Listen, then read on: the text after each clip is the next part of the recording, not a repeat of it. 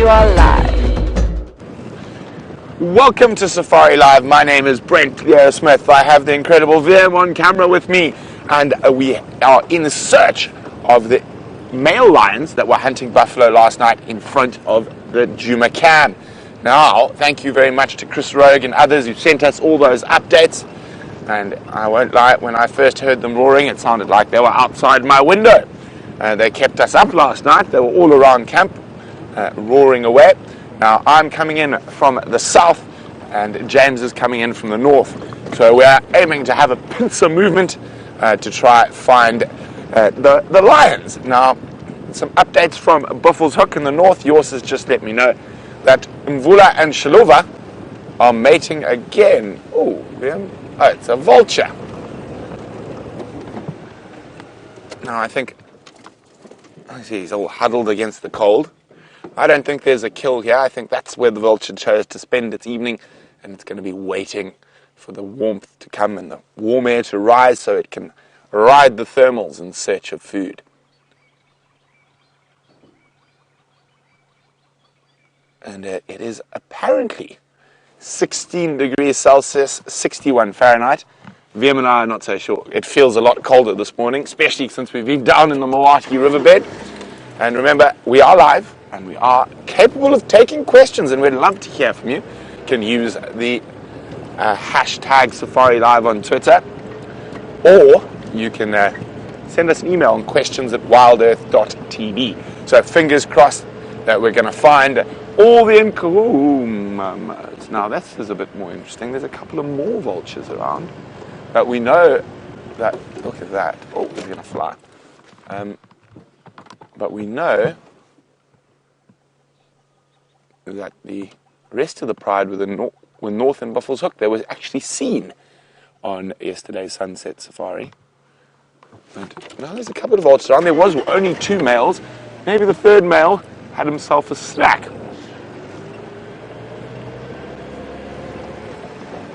Oh, very, very interesting. What are these vultures here about? There's enough to spark my interest, let's put it that way.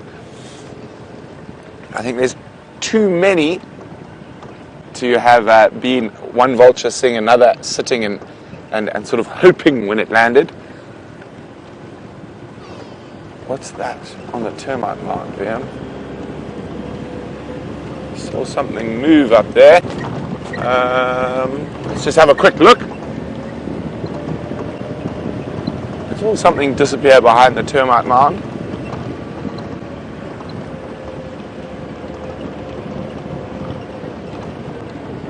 Yes, now there's a batelier here as well. Okay, let's see what's behind the termite mound.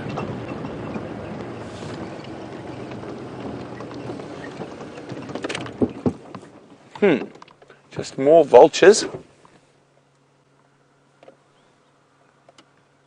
But while VM and I try to figure out what's going on with all these vultures around here, let's go across to my partner in crime, James Henry, so he can bid you a good morrow. Oh dear. Good morning, everybody. Hello, how are you? I've just lost my microphone down the bottom of my pants, and I've retrieved it now. I hope you're all very well indeed. You may hear that my voice is slightly less than a cherry this morning. This is because there is some form of frog dwelling in my throat, and so I will be speaking in this volume today. I hope you don't mind. It's very good to be with you, and it's a glorious, glorious morning. There's just a lot of talking going on here. Hang on a second. 16 degrees Celsius apparently, 61 degrees Fahrenheit. That's not a bad temperature as we go into the early part of the spring. I don't like to say that before the 1st of September, but we're getting there already. Apparently we're looking down the barrel of 34 degrees Celsius today, which is many, many degrees Fahrenheit. About 90 of them. Okay, so lots of updates about the lions this morning. We heard them roaring, and completely typically they decided they would stop calling as we got mobile. So we don't know where they are, but we think maybe they've gone in here. Chris Rogue, you sent through an update, which I'm sure Brent gave. At 4 o'clock, a lion chased a buffalo somewhere into this area. No tracks on this road. This is Mvula Road, Chris. So we've come towards Mvula Road. We'll go out onto the Buffels with cut line there. We'll see what we can pick up there, and then we'll come back down the Gowrie cut line. And between Taxon and Aubrey and Brent and I, hopefully we'll be able to figure out what's happened. But if we don't find the lions, we will almost certainly find something else of vast and great interest to us. Now, I'm as live as Brent is, believe it or not, even though I have a frog dwelling in my throat. So please do talk to us, hashtag Safari Live if you're on Twitter. Otherwise, questions at WildEarth.TV if you are using the email. The light is just stunning this morning, and I think we're in for a great sunrise. And I'm just going to get Eggsy quickly, who's on camera today. Hello, Eggsy. My apologies for my late introduction of you. You nearly hit me, I can see that. Let's have a look at the moon there. There we are. And you can super zoom the moon. Ooh, listen. A lion's calling. Far to the west.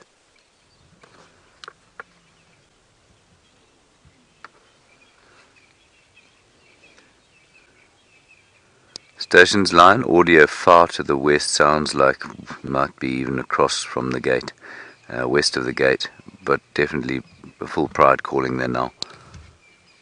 They're a long way away, everybody, but they are going crazy.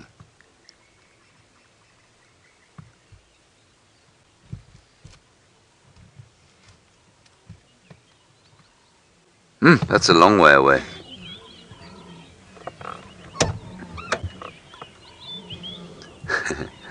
And Liz, you say, just one sec, Liz.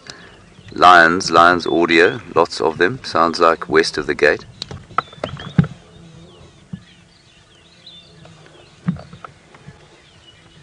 Maybe on Triple M. They're still calling. They're still calling now.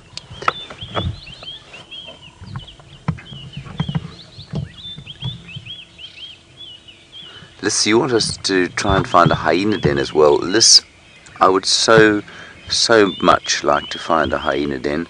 Unfortunately, I just don't think they're on Djuma anymore at the moment. Oh, there we go. So, Aubrey's got sound of them. He reckons that they're close to Zoe's Road and audio.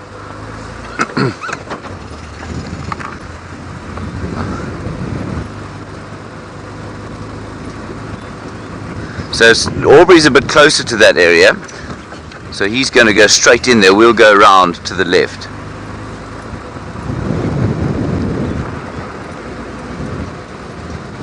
Okay, this sounds good, everybody. They might still be on the reserve. This is great news. Yeah, this is good. Okay. There was a hyena den down there. Unfortunately, there isn't anymore. I'll come down from Aubrey's Road. Righty, we just need to keep them updated that we are going to keep trying to find these lions as well. While we do that, let's go across to Brent, who's got some zebra to show you. Okay, we can hear the lions roaring, but not to the north. There we go, but this is what the lions might have been chasing last night. The zebra that were alarm calling earlier this morning.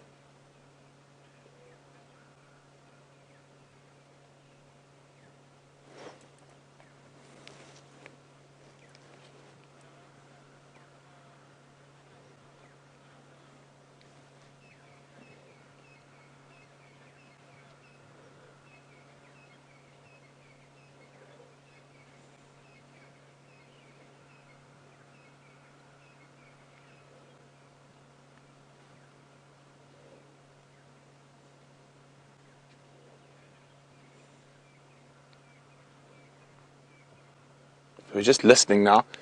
So those zebra look incredibly relaxed at the moment. So we're going to keep going. Oh, there's some in Nyala as well. So it sounds like the lions are actually further to the west in the opposite direction from what we are looking. But the male might not be with them. So I think James is going to go follow up on that audio. We're going to keep checking for the male that was chasing the buffalo around here.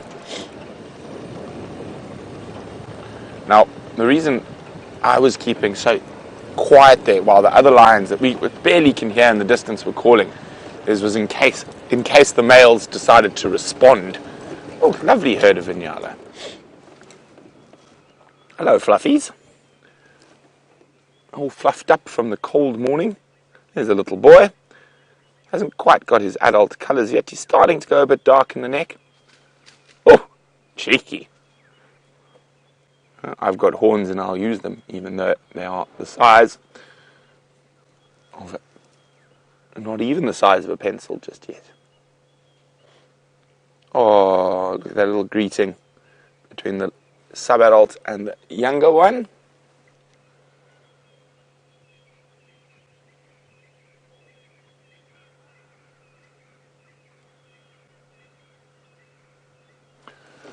I think it's going to be a spectacular morning. We've had some quiet drives over the weekend, but hopefully that's all about to change on this sunrise safari. And it's quite nice actually to have a few quiet drives. Oh, there's a boy who's a little bit more developed. You can see starting to get that adult male coloration, darkening. His horns are a bit longer.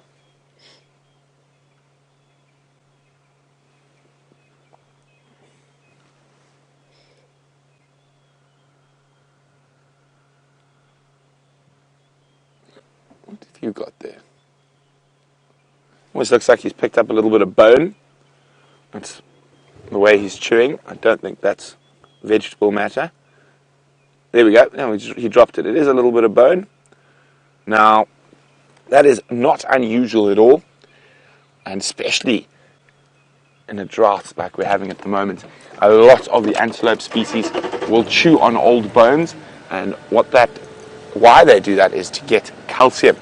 Now, there's a very special word for that, and I wonder if any of our very smart viewers out there can tell me what that word is. What is the special scientific word for animals chewing on bones? If you know the answer, please pop me an email to questions@WildEarthTV or use the hashtag SafariLive on Twitter.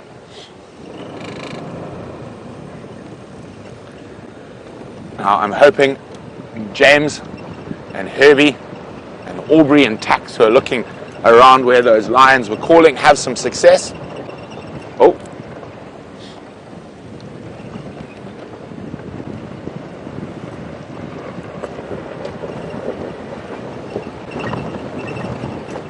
Just listening to an update on the radio. Oh, I'm not going to surprise. I'm not going to tell you what it is.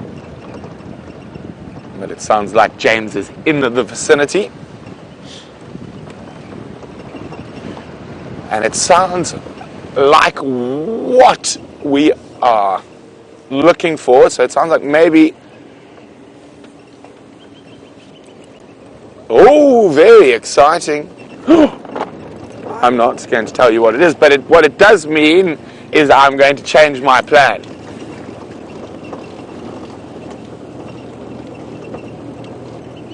Ooh. Ooh. Aha. I hope you guys are getting excited. I'm excited. Aren't you excited, Vim?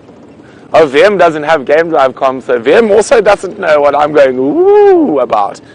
I'm doing my best to channel my inner hyena. Ooh. Ooh.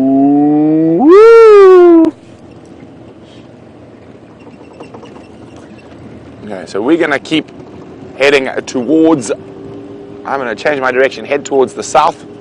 Now, incredibly, the last view I had of Queen Karula as we went to fireside chat last night, she jumped into the Vulture camp, and so she cleared straight over that fence, probably hunting bushbuck and Nyala in the camp. Well done to Judy, James, Richard, and quite a few others. The correct scientific terminology for an animal eating old bones is called osteophagy, and as I said, to get calcium and minerals. Now, the little mammal that does osteophagy the most, and it's probably the most important for it, and it's actually evolved to be an osteophage, is the largest rodent in Africa, the porcupine. So they're constantly chewing on bones to keep those quills in healthy order.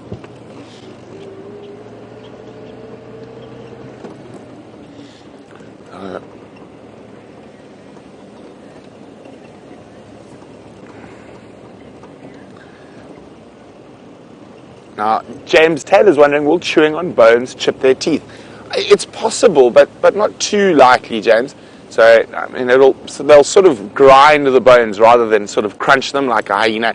So just getting a little bit of that calcium, and especially bones that have been sitting out in the sun for a long time, they become quite cracked and flaky and quite soft.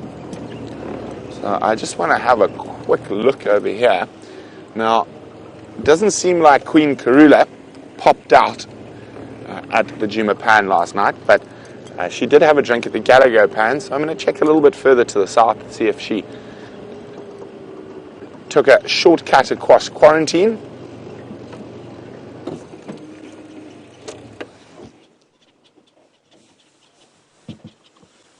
Just having a quick listen. You can see lovely mist sitting low in the valley, but I hear a squirrel.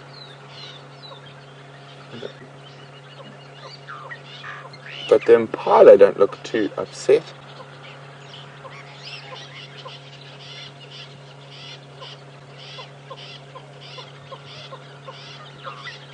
Let's go have a look, see if we can see where that squirrel is looking.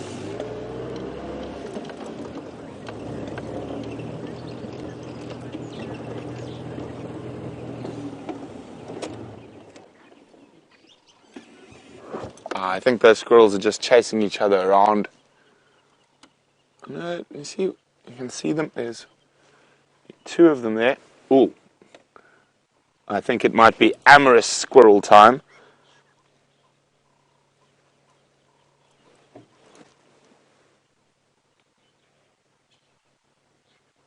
Ooh, playing hard to get.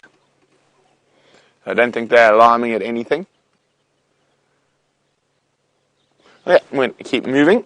Leave the amorous squirrels to their amorous early morning intentions.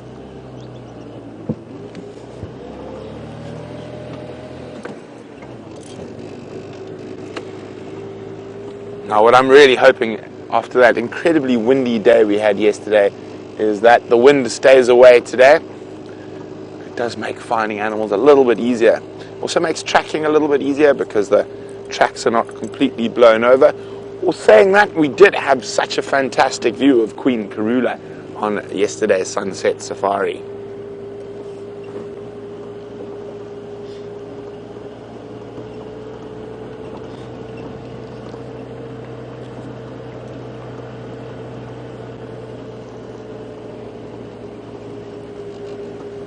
Okay, so quite often Karula will cross on the northern edge of quarantine heading towards Philemon's Dip, so we're going to go see if she heads that way.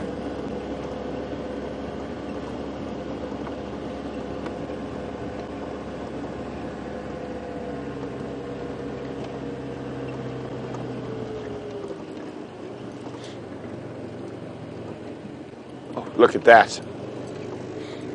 Beautiful. I might have to take a pretty picture. Normally I'm not one for the sunrise, sunset shots. I like my animals in my photographs, but that is particularly beautiful.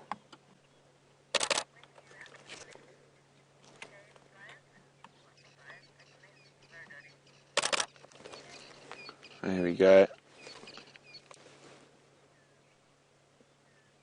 Absolutely stunning, but as beautiful as the sunrise is, and James has got something that I think a lot of you will find even more stunning than an African sunrise.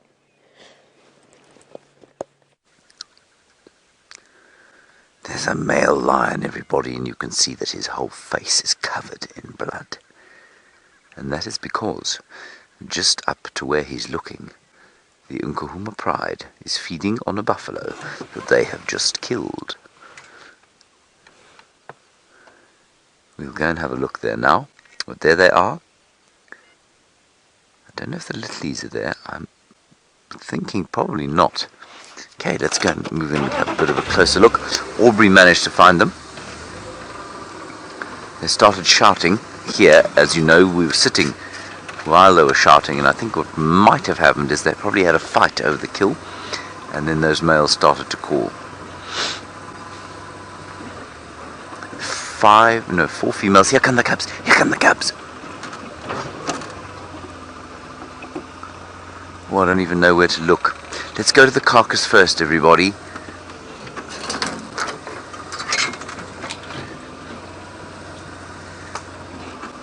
See, the cubs are staying away from this carcass because they know that there's violence here.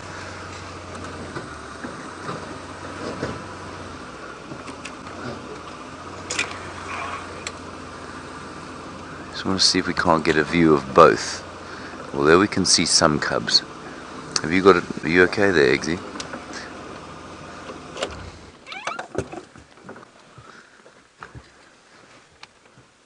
Now, so this buffalo killed sometime during the night.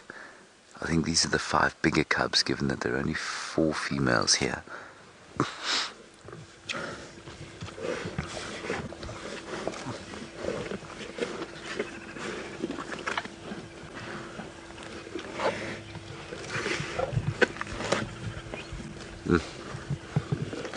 And interestingly, the last time they tried to catch a buffalo like this, of course, they failed.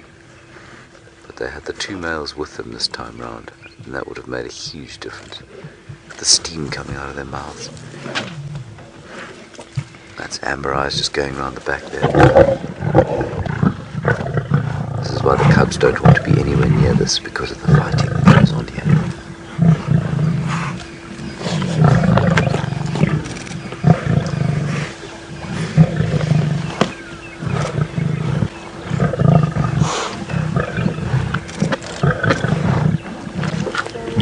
See, for those of you who've been watching those little ones growing up, you've been watching them suckling, you can see how it's just, I mean, it's that fighting over food begins from the very, very start.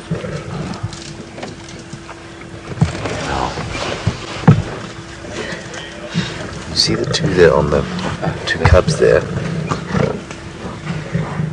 They look like they're thinking about coming here to have a feed. Yeah, positive.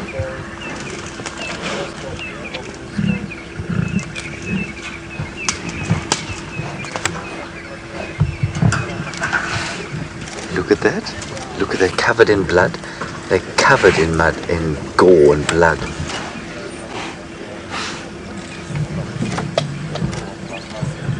So cute. Very.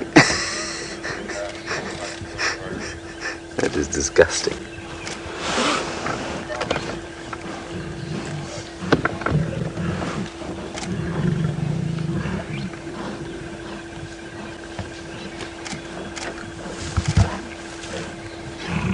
They are so disgustingly dirty from all of the buffalo gore and guts that they've got all over their faces.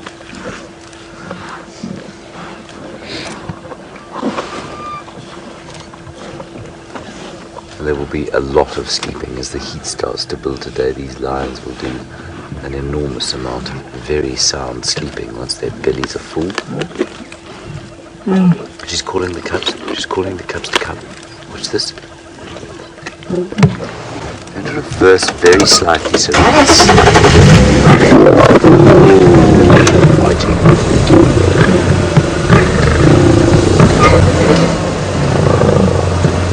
How's that, Daisy? Is that better? That's better. Isn't this fantastic? Wow.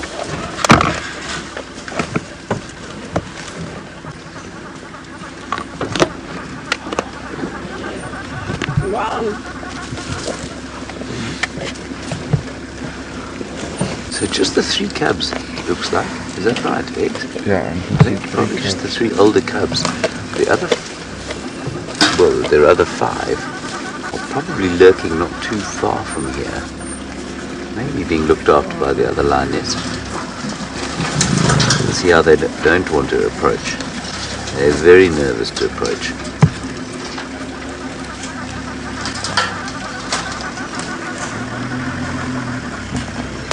They know they'll get into big trouble, and those females will think nothing of swatting.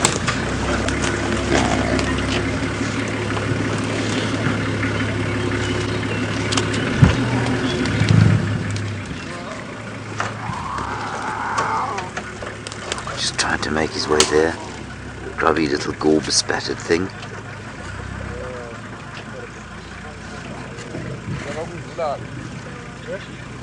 Look how fat they are.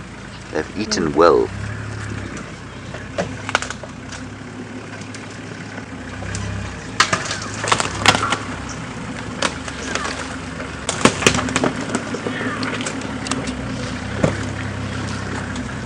Well, here come the other cubs. Here come the other cubs, everybody. Mum went to fetch them. Listen to them.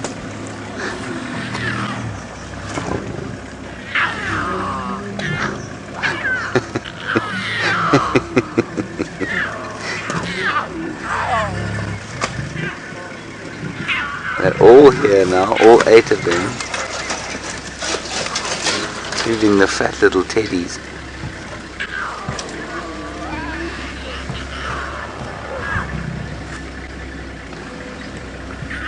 Tex? I just need to talk to Tex quickly, everybody. Here, Atla. Right.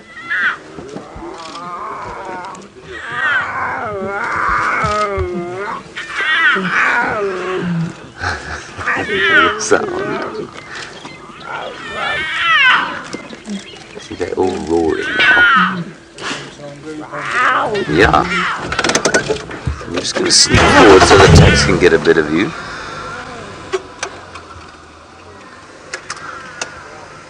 Right.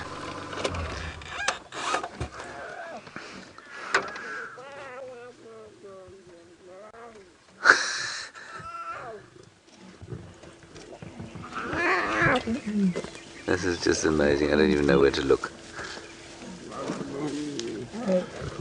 Michael, you say, at what point will these cubs be allowed to feed? Well, Michael, they have fed. They've actually fed quite a lot.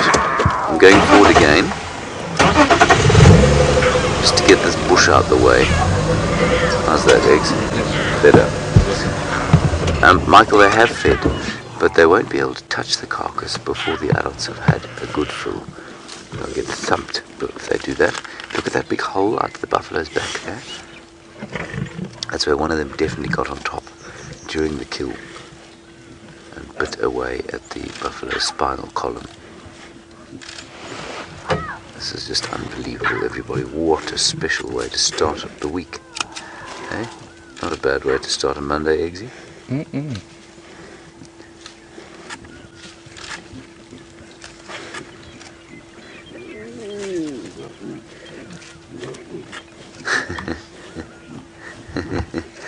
Janine said, looks like your kids would after chocolate pudding. Yeah, I've seen plenty of kids that look exactly like this. I think precisely what you mean. Look at them trying to get in there, but the littler ones are not here yet. Littler ones are a bit nervous to come here.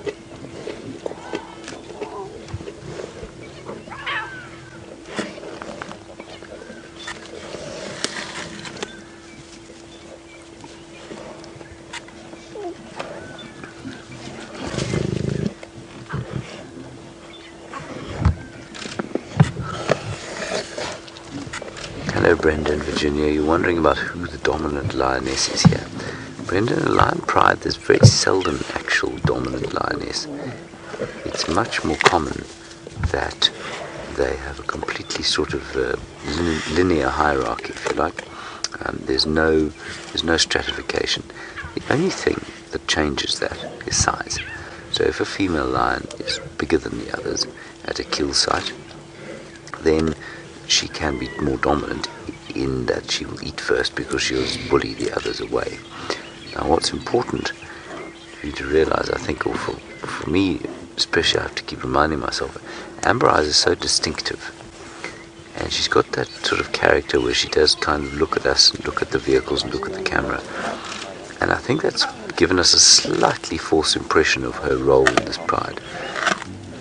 She's not the oldest female, and she's not, I mean, they're all pretty much the same size. So I don't think she's dominant over the others, no. I think we just like her as a character more. Just listen to that, that's the sinew and bone being devoured by these lions. The little cub's putting his head right inside there. If you are a younger viewer, perhaps you're a sensitive viewer, this is going to be a little bit, it might be a little bit gory. Might be a little bit gory, but the buffalo is long dead, as you can see. It's not feeling any pain at this stage.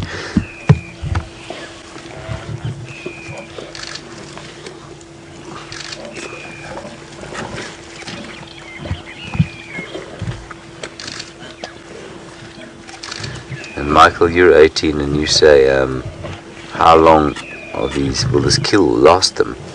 Michael, it won't last them very long. I think you'll probably find that they will finish it in about 2 days. And then I think they won't necessarily need to hunt again for the next 3 or 4 days. This is fantastic. Oh. I'm going to suggest, everyone, that we try and move around the other side. I know that that's quite amusing, watching that little thing with its head in the middle of the carcass. But let's just see what it looks like the other side. Fantastic. Right, let's quickly go across to Brent and get an update while I go around the other side. Isn't that exciting? Nkuhuma's on a buffalo kill. Well done, Chris Rogue, for predicting that. And I'm just checking very slowly. I'm trying to find any sign of Queen Karula heading towards the south. Now, we're slowly making our way down Twin Dams. If we don't get any sign here, we're going to check a bit further to the west and back towards Treehouse Dam. And that area, hopefully we will find a sign of her. Hopefully she's been as successful as the Nkuhumas last night in that wind.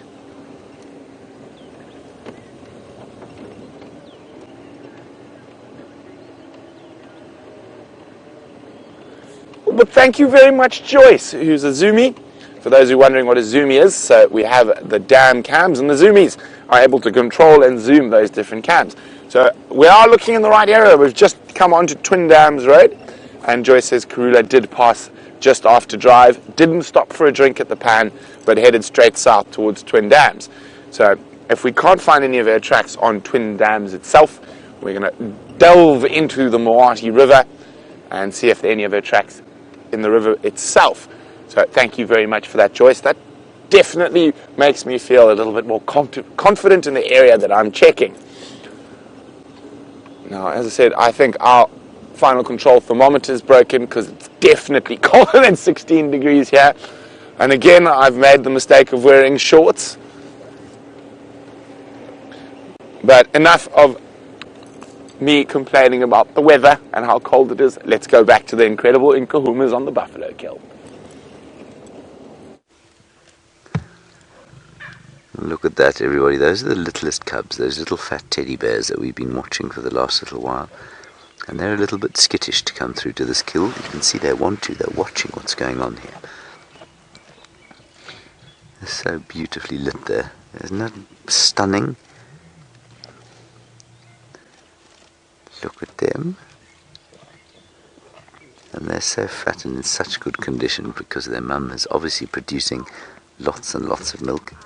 But they're just a little bit too small and nervous to come towards the kill. And the others are fighting over this kill. We've had an aggressive interaction between two of the cubs at the carcass.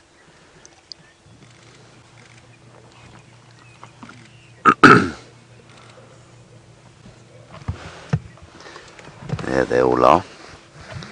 Look right in it now. As the adults have finished and they're starting to lie down and have a snooze, so it is that these bigger ones are now getting their fill. And they had like I say, quite a vicious interaction where they sort of started, well, I mean, it was a really loud, throaty roar they made at each other.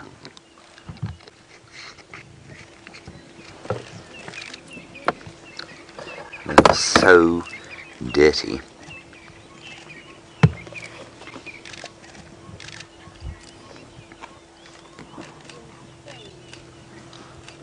Filthy little things.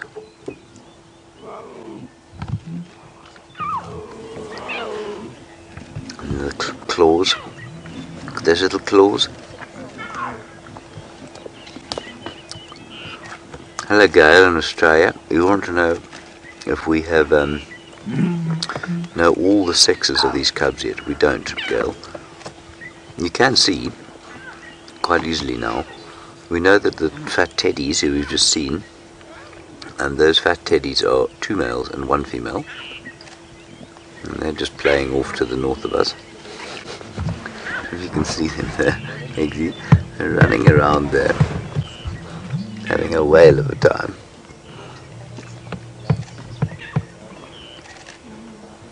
But the others we're not sure about. I tried to sex them all the other day, Gail, but it was impossible because they kept moving around. So I'd count 1 male and 2 females, and then they'd move around and mix up, and it'd be impossible to tell who I'd counted and who I hadn't.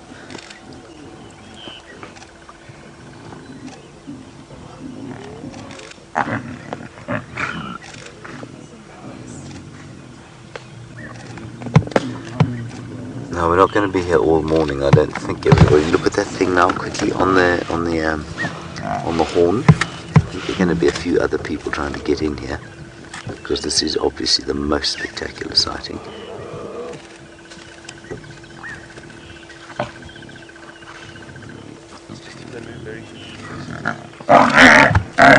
But that's a cub. That's a cub making that noise, everyone.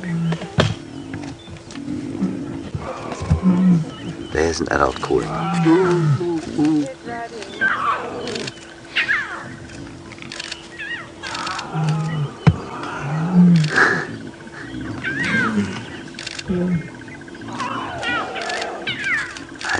think that female you can hear making the noise, I think, is calling the little ones towards us.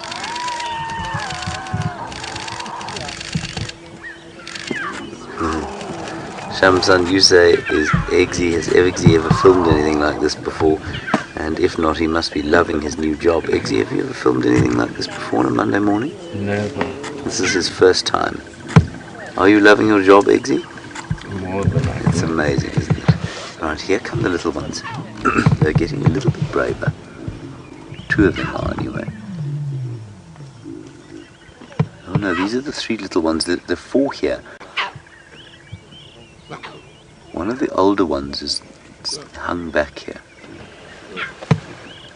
There we are, they're just meeting up there. You see them, Eggs? Mm.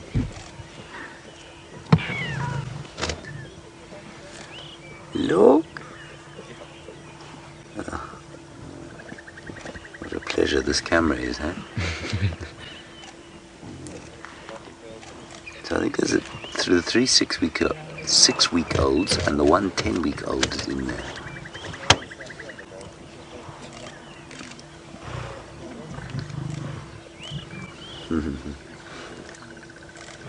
Betty, you want to know about hairballs and whether lions get hairballs. Yes, they do. And you cough them up, and it's quite amusing to watch a lion with a hairball. Leopards, I think, seem to get them a bit more, because leopards use their tongues probably slightly more to clean away the hair from carcasses than do lions. It's a very brave little thing coming towards us now. Hello. So stocky these little ones are.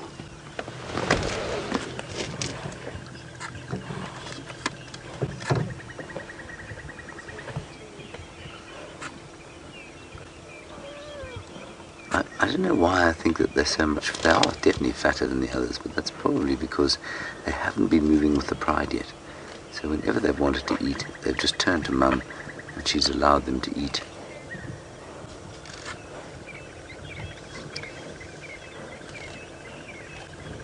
He's now stalking, and Another one who's just gone behind. They're slowly coming closer and closer.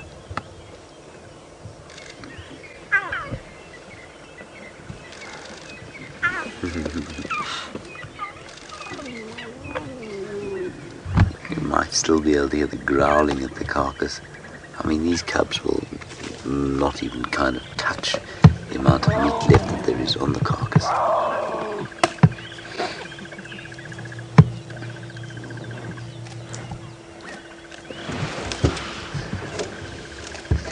Ali, you say these cubs' roars are bigger than they are. They are absolutely bigger than they are. It's loud and it's quite angry in many respects, you know. They're not very kind to each other.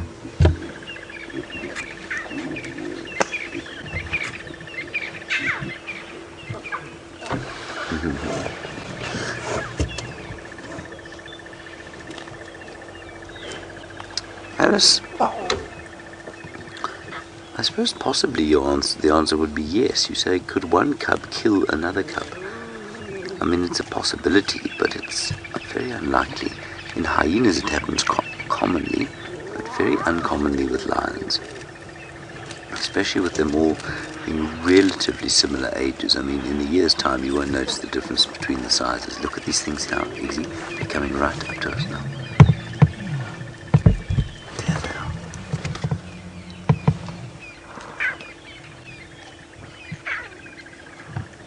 They want to have some meat, but they're just a bit scared to come to the kill. They can smell the carcass.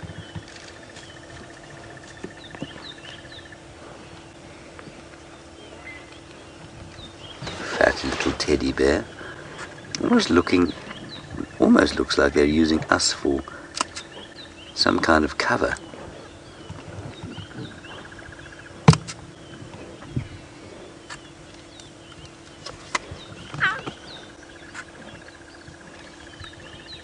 They're quite close to us now. They've come slowly closer, and they're about 10 meters from us now. Ow! Oh, it's a very vicious boy.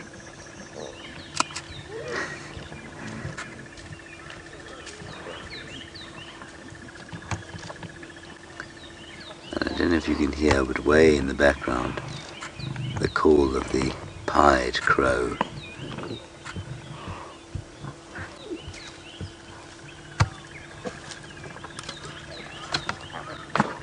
Quack, quack, quack, quack, quack.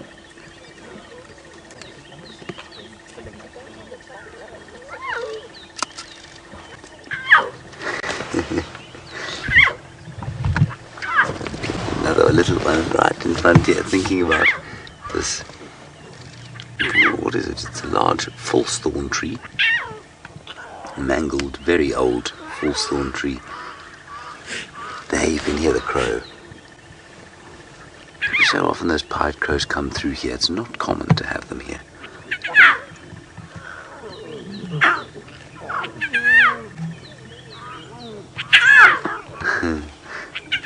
Little one's now calling Mum. Ooh, getting braver.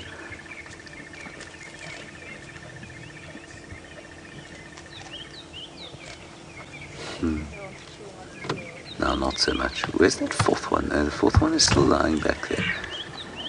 I wonder if that fourth one isn't the one that was injured a little while back at one of those kills in Bass. Perhaps is a little reticent to get too stuck in here in case he gets injured again.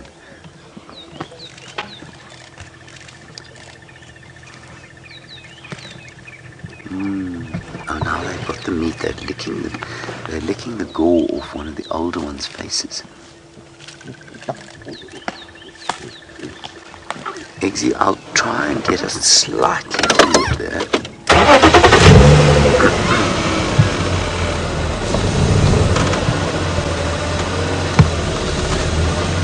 Hello, Greg in Oklahoma. You were wondering about how often the pride will try or need to kill something this size to feed someone so big. This is fun. To feed a group of lions this large, these chaps aren't eating a huge amount of meat just yet, Greg, so, you know, a kill like this of the buffalo will, well, it'll make a huge difference. what I'm saying is I don't think they're going to kill extra because of these cubs just yet. They're going to have to start doing that fairly soon, because all the cubs are now getting, well, the older ones are now 14 weeks old. They'll wean at 6 months, so they're still on milk for quite a while. So I don't think there's too much extra killing going on, but certainly by the time they get to, say, once they're all over 6 months, they will have to probably kill the buffalo like this twice as often as they are now. And they're killing buffalo, they're eating buffalo amount of meat probably once a week. That will have to double. And then for the next year or so, it's very, very difficult. Oh, this is interesting.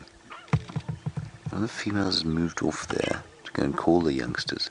I wonder if she's not worried about a male. Oh, here. That's another cub. He's telling the cub to come back. So, Greg, until they're about sort of 18 months to 2 years, they're going to have to be killed 4. Jen, you're wondering how many Birmingham boys are around. There are only 2. Ooh, there's an elephant around too. He's cracking branches right behind us. He won't be happy if he comes across this lot. Elephants do not like lions. I'm going to try and move again, Eggs, so we've got a view of the cubs and then the kill in the background. Make a little bit of noise to go through here. In fact, let me wait. These cubs have just popped out into the open right here. Look at that. Look.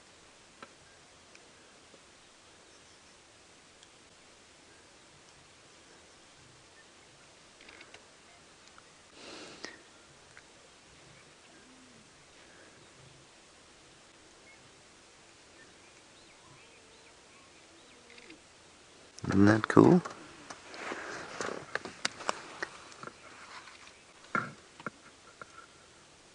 So sweet. Ooh. That you can hear the adults shouting at each other.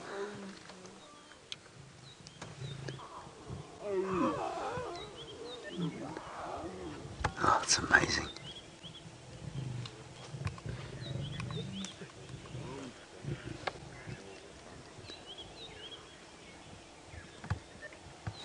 Now you see, they don't need to worry too much about meat, these chaps. They're getting lots and lots of milk. I suspect quite strongly their mother is producing a lot more milk than some of the others, especially, for example, the Styx Pride lionesses.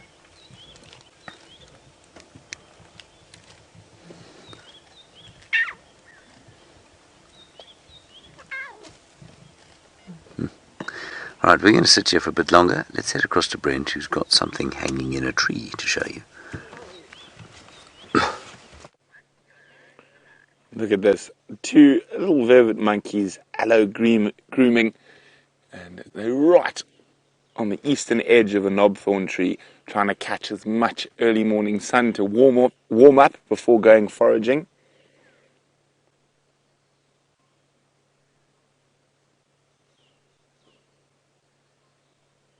Isn't it just too precious?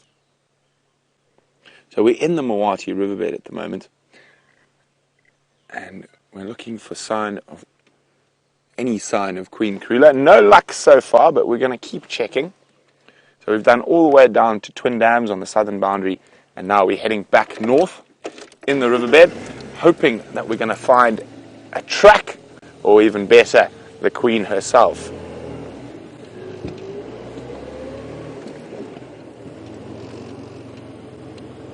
Now, let's have a look. There's quite a lot of animals that will bask in this early morning. I mean, look at that. We've got the moon, and we got one of my favorite trees. This is actually probably my favorite copse of trees on Djuma. Some big leadwoods, some big knobthorns, big tambuerties, some big jackalberries. It's a wonderful little spot here, and lots of big, beautiful trees. Now all we need is a beautiful female leopard in this beautiful light to couple the beautiful lions. Although apparently I hear they're not looking so beautiful, covered in blood and stomach content.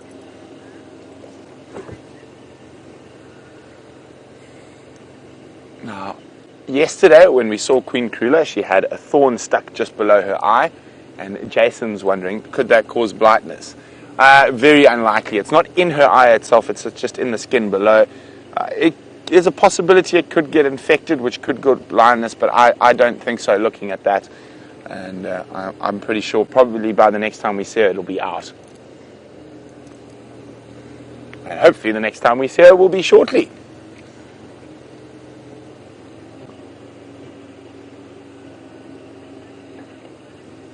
Okay, so we're going to keep checking for Queen Karula, but in the meantime, let's go back to those incredibly adorable, even when they're bloody, Nkuhuma cubs.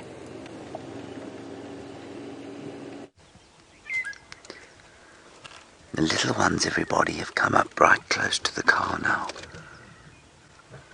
So we're just watching quite carefully the lionesses and how they react, and one of them is watching where the cubs go quite carefully. But they've come to within, at one stage, about 3 feet of the car.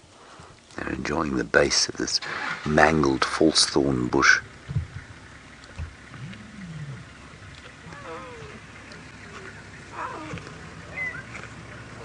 I'm trying to find that fourth other cub.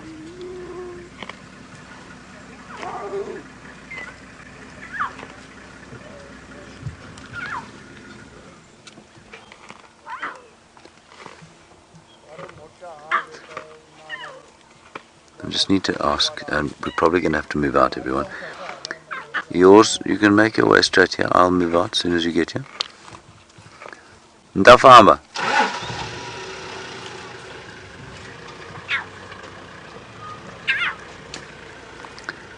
Orbs men Ndafamba.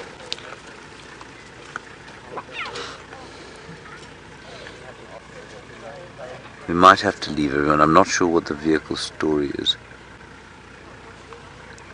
Okay, copy, no problem. Yeah, yours, just make your way straight here and I'll pull out. Yours is about 10 minutes away, everybody. Yeah, come down Aubrey's from the cut line and you'll get us on the western side of the road most of the way down towards Vulture access, but if you're coming from the cut line, then Aubrey's road's the best approach. I'm just trying to guide him in here.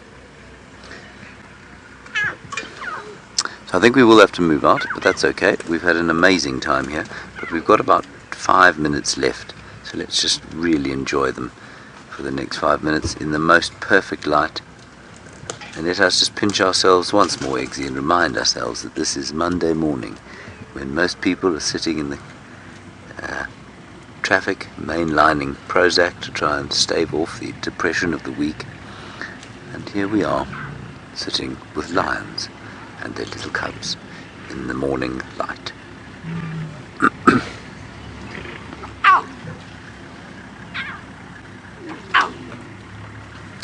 Kevin, you ought to know if I've ever seen a pride with so many healthy cubs. I have. It's not uncommon.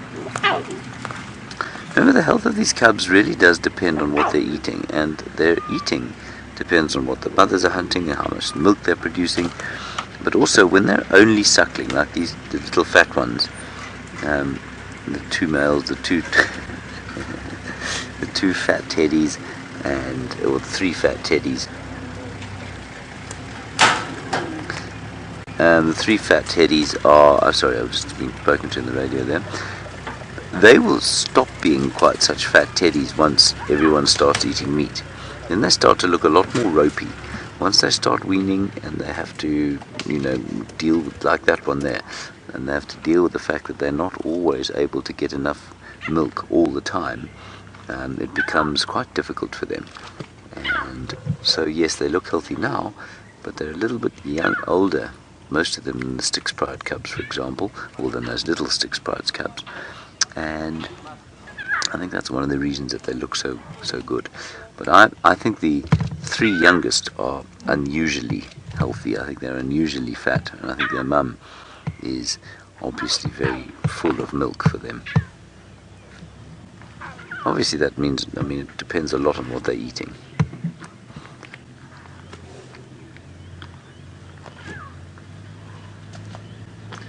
strawberries left, so we're not going to have to go just yet, everyone.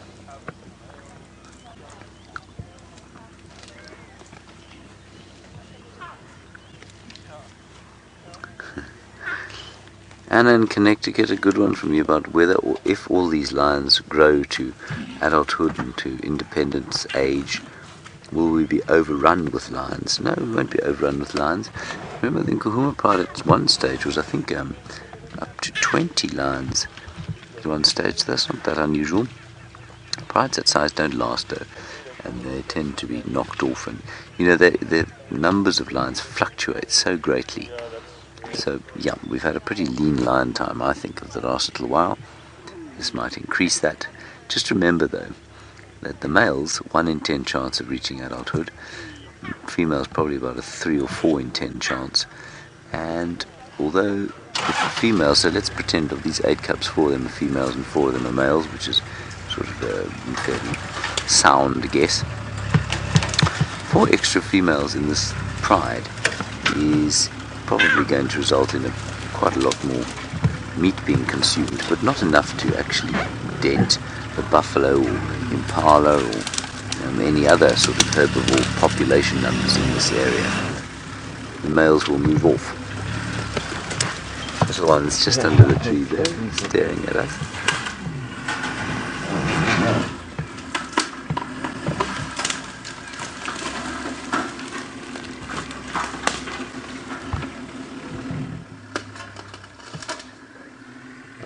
And it disappeared all behind this huge false thorn tree. It's exactly like a sort of fairy book fort tree that kids would like to play around, especially before the elephants had broken most of it away. And so lion cubs, just like humans, like to play around trees where they can pretend to be in a fort.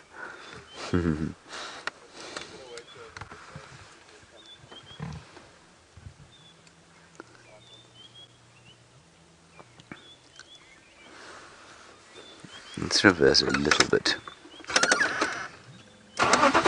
Andrew, you want to know if a lion cub is able to kill a very small animal to eat. I wouldn't say, I'd say maybe these oldest ones could kill something like a squirrel. I don't think they'd be able to, I don't think they have the coordination just yet. And I'm not sure that they have the strength either.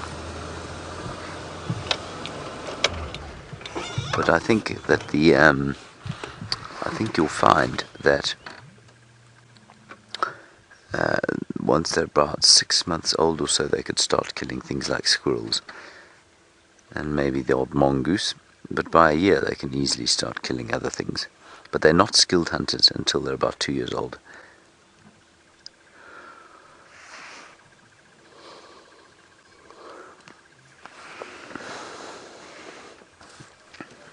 Paul, you say this buffalo's horns indicate that he wasn't a particularly large fellow, and that he was, because it indicates that he was old, but you say he doesn't look very large. I think he's pretty big. He is old, you're right. From the horns we can see he was old because that keratin layer on top and to the sides has been sort of rubbed and polished smooth by years of use and a little bit of fighting. But I think that his body size doesn't look as big as it might for 2 reasons. One, they've eaten quite a lot of it, so that will inevitably make it look a bit smaller. And 2, he is probably a little bit skinny as a result of the drought. And it's incredible how an animal does immediately seem smaller, almost as soon as the life force is sort of snuffed out of it. And so I think he's a pretty good sized adult buffalo bull. Poor fellow. Didn't have a good night last night, did he, Eggsy?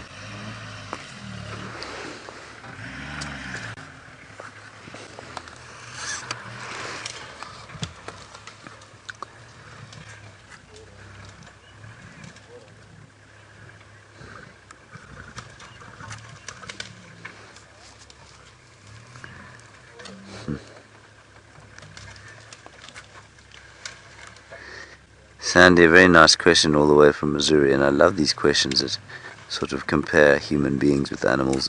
You say, Human beings have got taller and taller over the last few hundred years. There's the same happening with lions. Human beings have got taller. Well, most of us. Some of us haven't.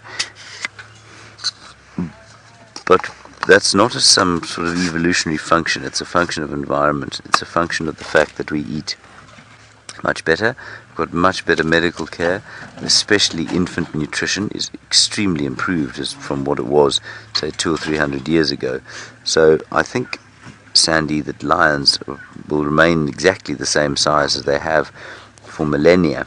But human beings are getting bigger because we eat better, and more of us eat better. It's interesting. I think you'd probably find that that's got a lot to do with child nutrition. I think you find stories of Napoleon Bonaparte. You know, he's apparently only 5'6", 5 foot somewhere around that. And you know, they say, well, you know, he was a short man. He wasn't for his time. He was a pretty average-sized man for his time, and I think they say, I'm not sure. I think Hitler was quite small too. He definitely had short man syndrome. But you find these stories of old generals and that sort of thing, and we compare them with the heights of the big sort of generals and CEOs of this age, and we think, well, they were small. They weren't small. They were exactly the same size comparatively. And so you'll find, I think, that human beings are getting taller, like I say, because especially early childhood development.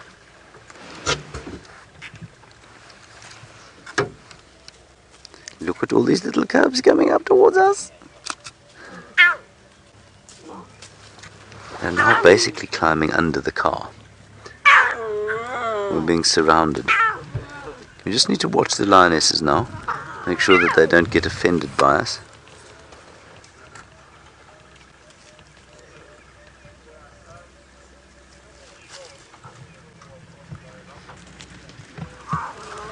Look at them walking past us here.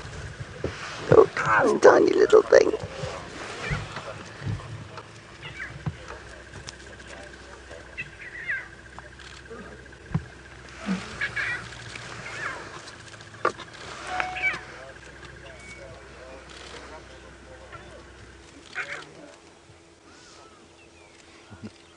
So sweet. Mike, make your way straight here. I'll move out for you.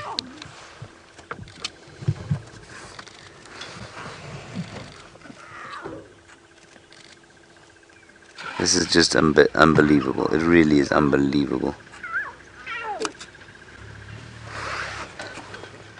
Does you reckon that they learn that their skills to survive come slower than leopard cubs?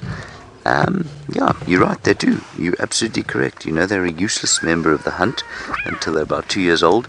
But, Liz, I think what you'll find is that although, you know, I've said to you that leopardess specifically can become independent at, say, 8 months if she has to, and the males are probably at about 18 months.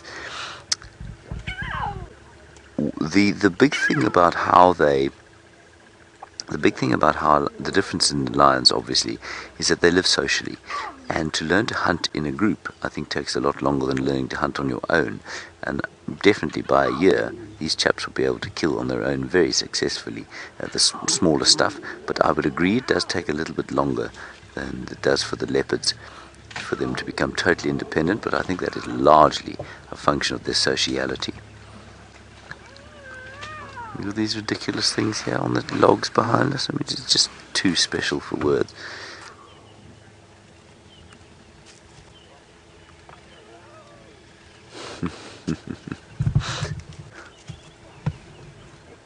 They're exploring all over the place. They're not vaguely afraid of us anymore.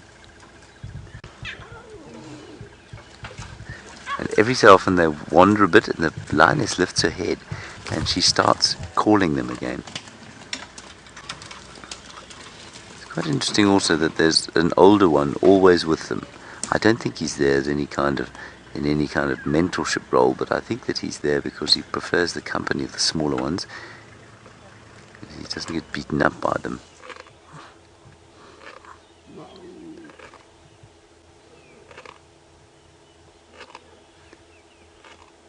Listen to that crunching sound.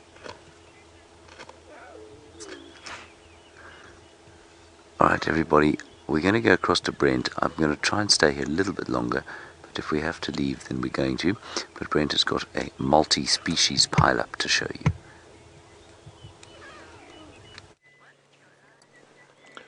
Well, welcome. There's a massive herd of impala here in the beautiful early morning light, and just beyond them is a big pig with a really nice set of tusks on him. Hello, mister. And then spread throughout the area around us, there must be about 50 zebra.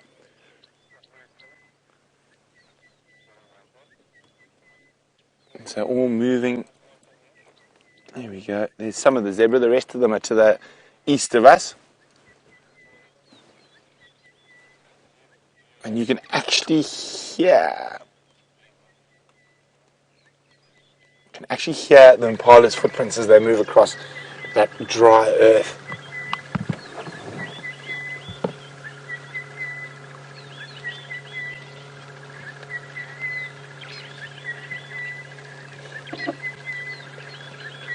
Look at that. Beautiful light on the impala. Now, let's get a bit closer to the old zebras. Now, Andrew is wondering how many zebras hang out together at once. So, Andrew, it really depends on the time of year and the exact conditions.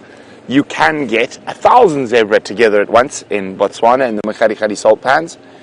Generally here, it's unlikely. The biggest group I've seen in the Kruger is probably about 200. And you only get these really big groups during the dry season and surrounding waterholes. So most of the time, zebras live in little harems, which generally consist of a stallion up to about 10 or 15 mares and their offspring. But during the dry season, a lot of those sort of rules go out the window when there's shortage of food and water.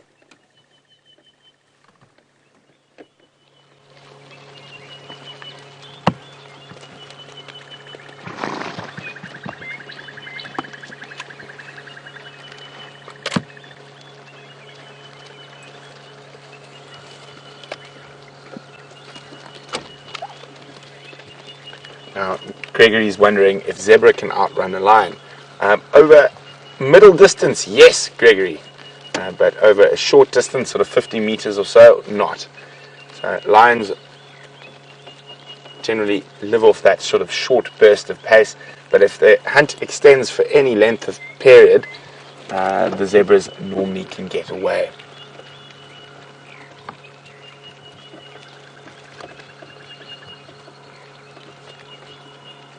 See lots of impala.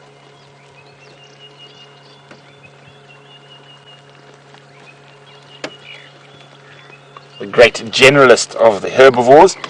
When I say the great generalist, it's one of the reasons they're so successful is their ability to graze or browse depending on what food's available.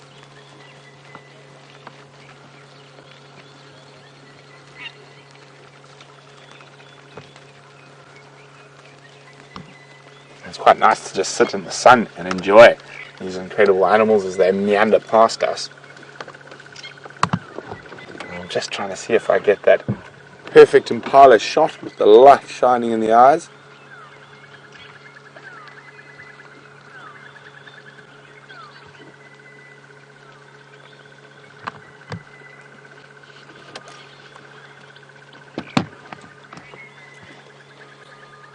Now, Kyle's wondering how many impala do I think are in the herd?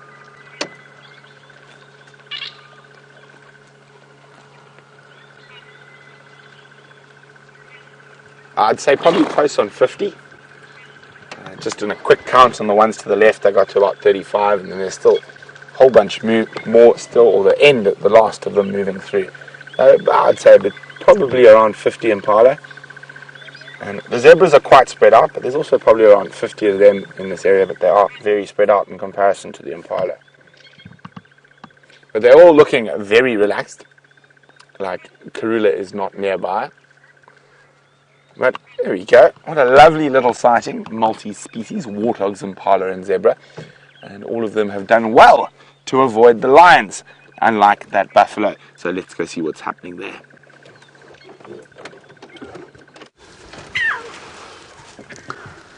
Just watched the most amazing little interaction between that cub and Amber Eyes. Amber Eyes is just off.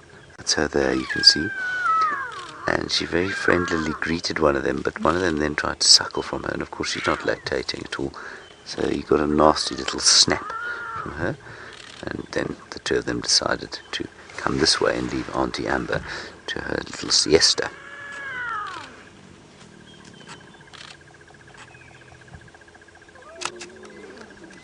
Such a lovely sighting, this. It's so special to be able to spend A, this amount of time, and B, just to watch all the interactions of different ages of animals. There's so much going on here, you don't know where to look.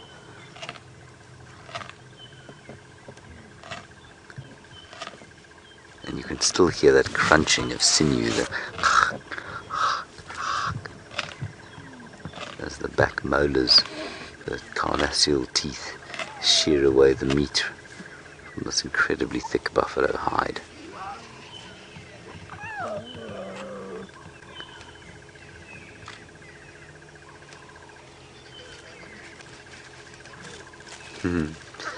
Hello Rachel, a good question, especially as A, your new viewer, and B, because there's been a few of those videos doing the rounds on social media with Cheetah especially jumping into or onto cars. So have I ever had a cub or an adult jump into or onto the car? I had a leopard do it once, and he was trying to get away from some wild dogs. That was a terrifying incident, but otherwise no. Rachel, you find those videos, and I'm assuming you're kind of referring to them, of the cheetah especially. They do it in East Africa because there are so many vehicles. The vehicles really, I mean, if you think these animals are habituated to vehicles, that's a new level. You know, it's not unusual to find a cheetah sighting with probably sort of 20 vehicles around it. And the way they hunt there is to get up onto a vantage point, and the only way to find a vantage point is on a termite mound, and if your car happens to be a good vantage point, then that's what the cheetahs are often going to do. You don't see it with lions and leopards though, you only see it with cheetah, which tend not to be particularly, or they habituate much more easily than other cats to our presence on foot, certainly, and to our smell. Look, you see that happening again there. Now, they don't know the difference, of course, the little things. And she's now so full she can hardly move. So Rachel, my answer would be, I think it's highly unlikely to happen here unless there was some kind of aggressive interaction. So all these little cubs, as the adults have become tireder with eating and feeding, have come closer and closer and closer. And you can see they're reticent about it. They're just a little bit nervous still because obviously there is a huge amount of movement and anger and swatting and growling and beating. Okay, everybody, we're going to have to leave now. Mike, just stand by there, please. I'll come out now. We're going to move out now, everyone. Mike is moving into the sighting. It's been an incredible morning, and we might well come back here a little bit later and see what else is happening. Okay. Sorry, Mike, I can see him moving right in, so we're going to have to move out immediately. Okay, everybody. What marvellous time. Let's go get an update from Brent. I'll see you out on the road.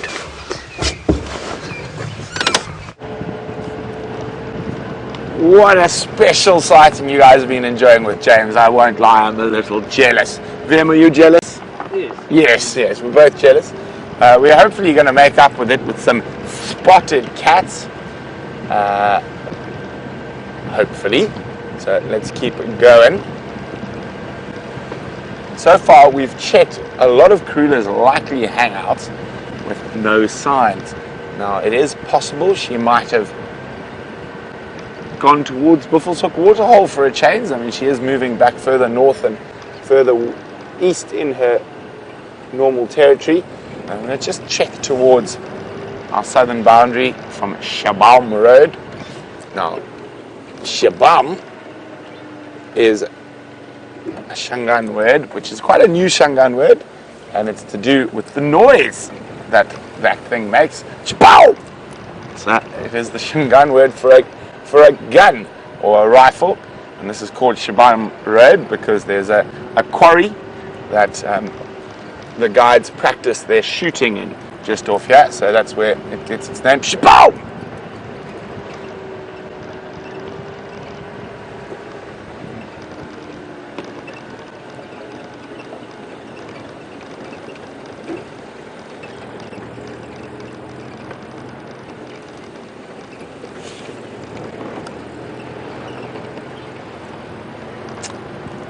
Oh, Tiffany in Oklahoma, you're probably going to get me into trouble.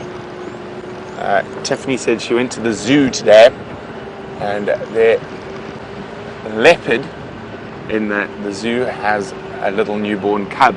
Is this good for the leopard population?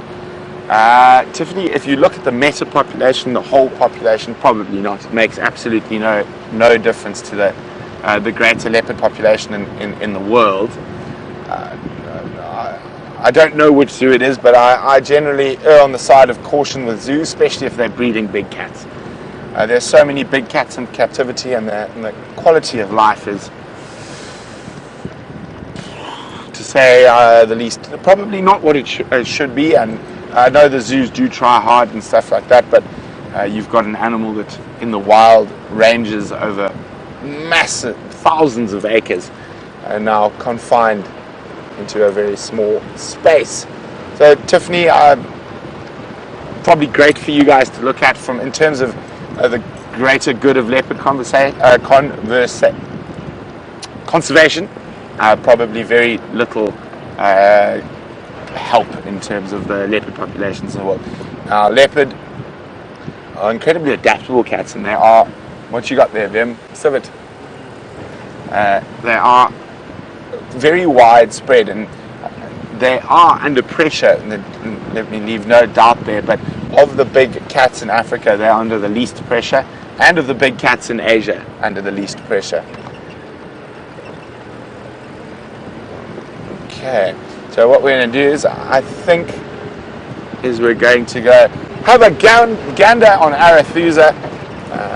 So far, no. Ooh. Of course, as I say, no tracks. Let's just go back and have a double check of that one. Oh no, it's a hyena.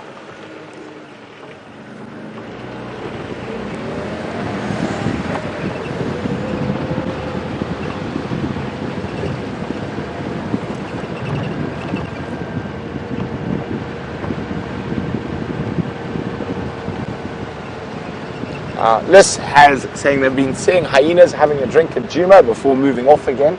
Well, Liz, that's not uncommon, and as I say, there's not enough hyena audio around for those dens to be active at the moment for me. I did have a look at the Aubrey's Road dens yesterday or the day before, nothing there, but I think they're just out on their patrols, and as a hyena can do 30 kilometers in an evening while patrolling and scavenging and hunting.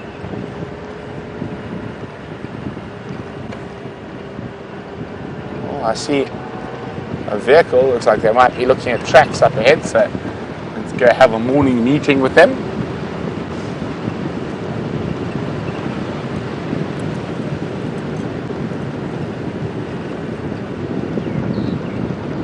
Just double checking if there are any tracks about.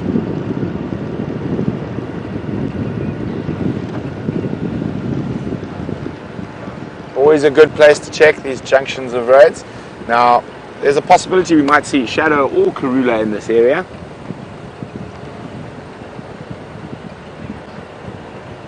Or, of course, Tingana.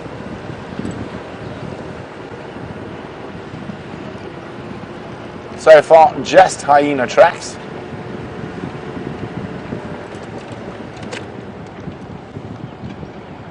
And look, it's Ryan without a beard.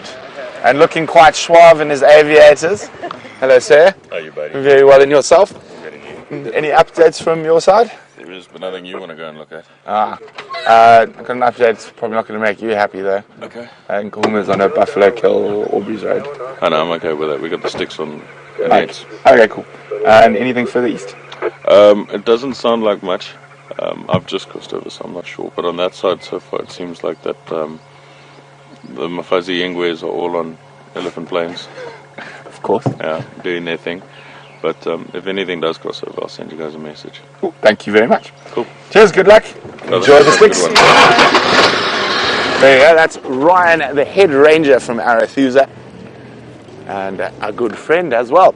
But you can tell winter is over because he has lost this big manly beard he had during the coldest months.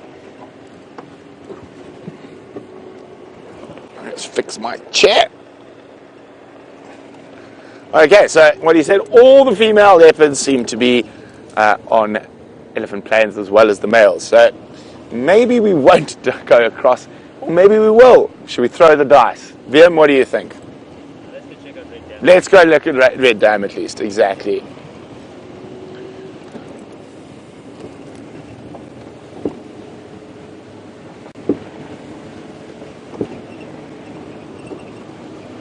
Okay. Now, there's literally not a cloud in the sky. It's absolutely beautiful.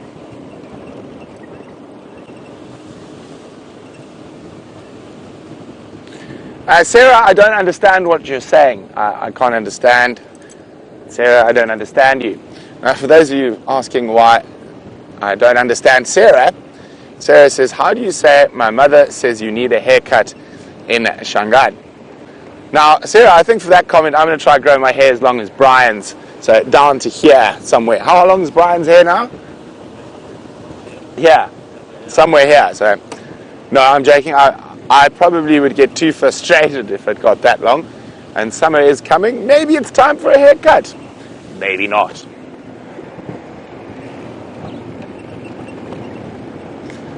While we keep checking our western boundary for any signs of leopards, let's go back to James and see what his plans are for the rest of the morning.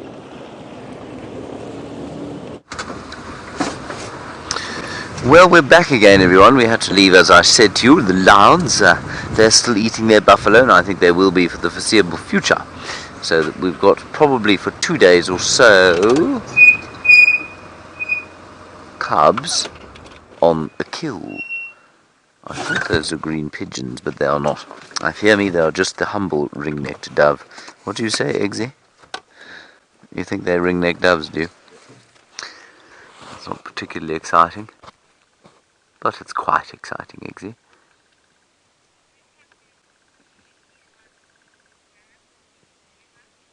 Beautiful. Sitting enjoying the morning sun. There's a bit of a nip in the air. It's not exactly hot yet. And way in the background you might be able to hear, I love the call of the crested barbet.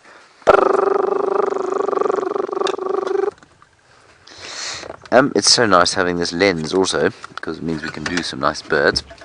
I think our plan from here, everyone, is going to be to head down sort of towards the south, along Twin Dams Road, and then a bit off to the east, and see if we don't, because we have no idea where Karula went. She may well be right in this vicinity right now, so we'll do a little loop around the camp, probably go via Gallagher Pan again, just to check, and then we'll go around towards the east, towards Buffelshoek Dam. And that will be our plan. We know that there are no lions there, well, unless it's an unusual pride that's come in.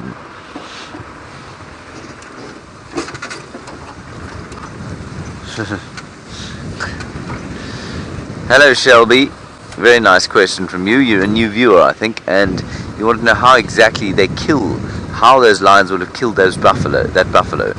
Shelby, it depends on the size of the prey. So most of the cats will, for a prey smaller than them, of sort of less mass, they will bite, deliver one sort of killing bite to the back of the head here, and you sever the spinal column, and then the animal dies straight away. But for a buffalo like that, you need quite a few lions, and what they do is one of them will leap on top there. You saw that hole in the back, sort of around over there on the buffalo. You see my hand there? Somewhere around there, you saw there was a hole in the back. One of them jumps on top and bites that particular part of the spine. There's one lion there who's a specialist at that. And then the others will harry and leap on it, and they rake away with their back claws, and it's the most amazing sound of them sticking those knife-like claws into the fur and then raking away at it to sort of try and open it up. And eventually what they will do, once the it gets weaker. You see, they've got to stay away from the head because the horns are so big and so powerful that they can easily do some serious damage to a lion. So they'll kind of weaken it by leaping on top of it, all over it, and biting. They will try and bite chunks out of it, but they'll certainly make horrible puncture wounds. And then eventually, once it tires a bit, one of them will get on the throat and one of them will get on the nose. And they'll suffocate it and stop the bellowing sound at the same time. And that's basically how it'll go down. With 5 lionesses and 2 males like that, you'll probably find it took them about, I would have said, at least half an hour to kill that buffalo. We've seen, about 3 weeks ago exactly actually, 4 lionesses of the Nkuhuma pride killing a buffalo, and it took them, I think it took them 2 hours to kill him fully. So it really does make a difference having the extra lioness and the 2 males because of the strength that the 2 males especially provide, and they kind of tag team each other. We watched the same 4 try and kill a buffalo just here about a week after they killed the first one, and eventually they just couldn't do it. They got too tired, they got too exhausted because he just kept standing and turning, and they couldn't get at his nose to sort of block off the air, and eventually they left him be, and he survived with some horrible gashes on him, but he survived. So it really does depend on the size of the prey and how many lions there are. Something like an impala, they'll just leap on top of it, bite it in the back of the neck and kill it.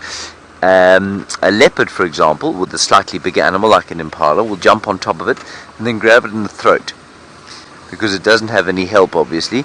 But once you've got the animal on the throat, what it does is that it closes the windpipe and it stops their ability to A, breathe, and B, probably most importantly, it stops their ability to, just looking around here carefully while I waffle away at you, it stops their ability to bellow and make a distress call. Now what a distress call does is it attracts other predators, especially lions and hyenas. And you know, those hyenas, although they're renowned as being the most scavenging or most voracious scavengers, lions are actually much more voracious scavengers. So all the other predators will try and get a windpipe hold. If they can't get a straight kill bite, they'll grab at the neck and try and get a windpipe hold so that there's no distress call, and the lions and the hyenas won't be able to come around and grab whatever it is that they have hardly or tried very hard to get. Right, Brent Leo Smith is at Red Dam, and at Red Dam we've taken some wonderful pictures of what he is about to show you.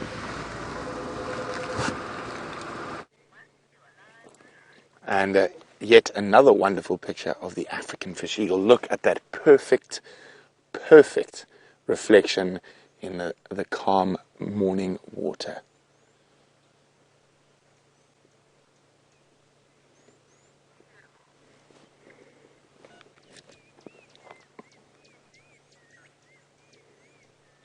This is an adult fish eagle. Hopefully it'll start calling.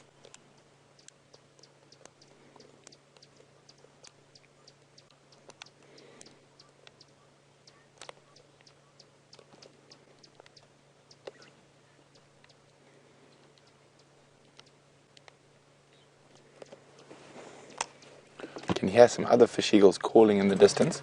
I'm just going to sneak a little bit closer to see if I can see if there's anything else around the corner in the water. Very relaxed fishy.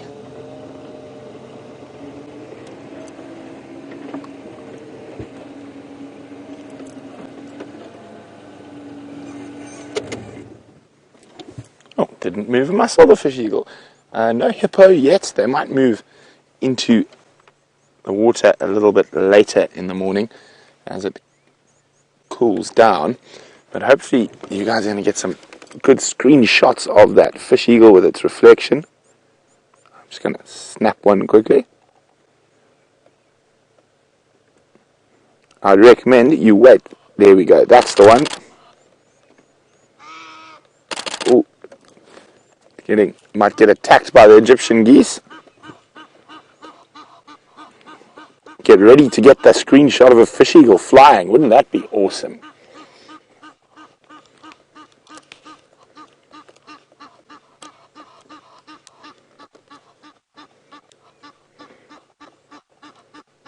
Doesn't look like it's about to fly just yet. Ignoring the geese that are complaining that it's here.